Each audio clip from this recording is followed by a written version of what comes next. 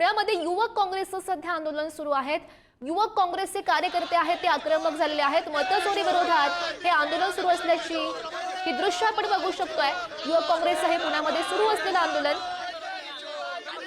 पुण्यातील बालगंधर्व चौकामध्ये हे आंदोलन सुरू झालेलं आहे। रास्ता रोको त्याने केलेला आहे। सोबतच पोलिसांकडून आंदोलकांना ताब्यातही घेतलं जात आहे। मतचोरीच्या विरोधात हे जे कार्यकर्ते आहेत ते एकवटल्याचं आपण बघू शकतोय।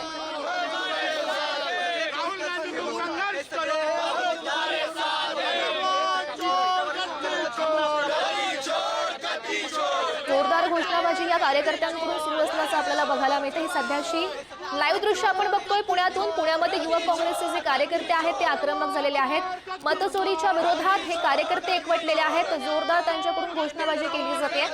काही आंदोलकांना, कार्यकर्त्यांना पोलिसांनी ताब्यातही घेतलंय असंही समजतंय। पुण्यातील बालगंधर्व चौकामध्ये हे सुरू असलेलं आंदोलन आणि त्याची ही लाईव्ह दृश्य आपण पुढारी न्यूजवर बघतोय।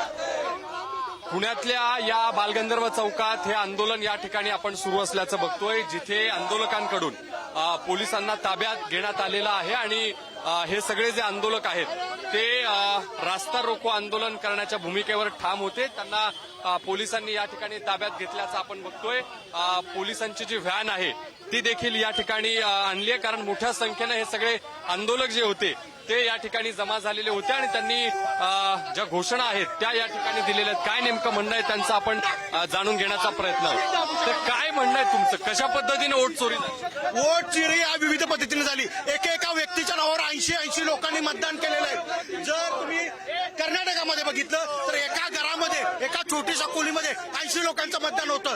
बिहारच्या इलेक्शनमध्ये बघू शकतो लाखो लोकांचं मतदान यांनी गायब केलेलं आहे। महाराष्ट्रामध्ये सुद्धा संध्याकाळच्या 5 नंतर किती लोकांनी मतदान केलं संपूर्ण महाराष्ट्राला माहित आहे। आपका क्या आगे का क्या प्लान रहे?